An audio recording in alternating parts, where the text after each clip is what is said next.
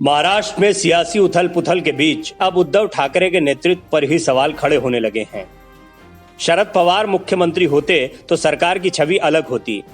ऐसे में ये सवाल गहरा गया है कि क्या आने वाले दिनों में शरद पवार को मुख्यमंत्री बनाए जाने की मांग तेज हो सकती है। महाराष्ट्र की महाविकास अघाड़ी सरकार में तकरार के संकेत हैं। सरकार में शामिल कांग्रेस का मानना है कि अगर शरद पवार मुख्यमंत्री होते तो राज्य की स्थिति अलग होती। रविवार को महिला एवं बाल विकास मंत्री यशोमती ठाकुर ने पवार की जमकर तारीफ की। उनके इस बयान के बाद शिवसेना ने भी तीखी प्रतिक्रिया दी और राष्ट्रवादी कांग्रेस पार्टी के नेता को यूपी अध्यक्ष बनाने की सलाह दे डाली। यानी शिवसेना भी एनसीपी को तीखे तेवर दिखा रही है। अमरावती जिले में आयोजित एक कार्यक्रम में ठाकुर ने कहा, अगर शरद पवार आज महाराष्ट्र के मुख्यमंत्री होते तो छवि अलग होती। उन्होंने कहा, शरद पवार 4 बार महाराष्ट्र के सीएम बने हैं, लेकिन आज इस जरूरत के समय हमें मार्गदर्शन के लिए दोबारा उनकी जरूरत है। इस बात से फर्क नहीं पड़ता कि हम पर कितने हमले हुए, महाराष्ट्र हमेशा स्थिर रहेगा।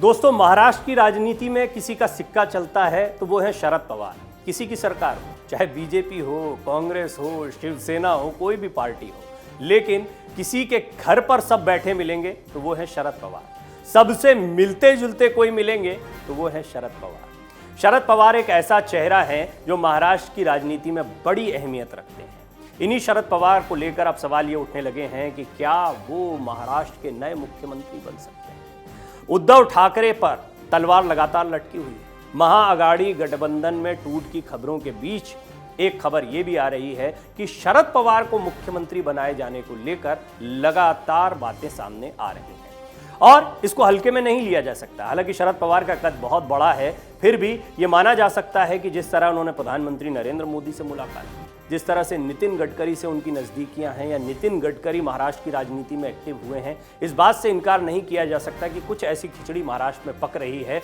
जो आने वाले दिनों में कुछ चौंकाने वाले परिणाम आपके सामने रख सकती हैं। और इनमें सबसे चौंकाने वाली बात यह हो सकती है कि शिवसेना सत्ता से बाहर हो जाए। शिवसेना के पास बहुत कम सीटें अगर महाअघाड़ी गठबंधन की बात की जाए तो, और कांग्रेस और एनसीपी के भरोसे ये सरकार चल रही है। कांग्रेस और एनसीपी किसी भी तरफ जा सकते हैं, लेकिन बीजेपी के साथ क्या समीकरण बनेंगे। बीजेपी एनसीपी के समीकरण पहले भी अजीत पवार की वजह से देखे जा चुके हैं, तो क्या एक बार फिर ये समीकरण बन सकता है, जैसे बहुत से कयास अब महाराष्ट्र की राजनीति में लगाए जा रहे हैं। खास बात यह है कि जिस कार्यक्रम में ये सवाल उठाया गया वहां पर एनसीपी प्रमुख खुद मौजूद थे। शुक्रवार को आवास पर हुए हमले के बाद भी पवार के अमरावती के कार्यक्रम में शामिल होने पर ठाकुर ने उनकी तारीफ की। कांग्रेस नेता ने कहा कि आपकी हिम्मत की सराहना होनी चाहिए। कांग्रेस नेता ने कहा, ये सब जानना चाहते थे कि आप आएंगे या नहीं।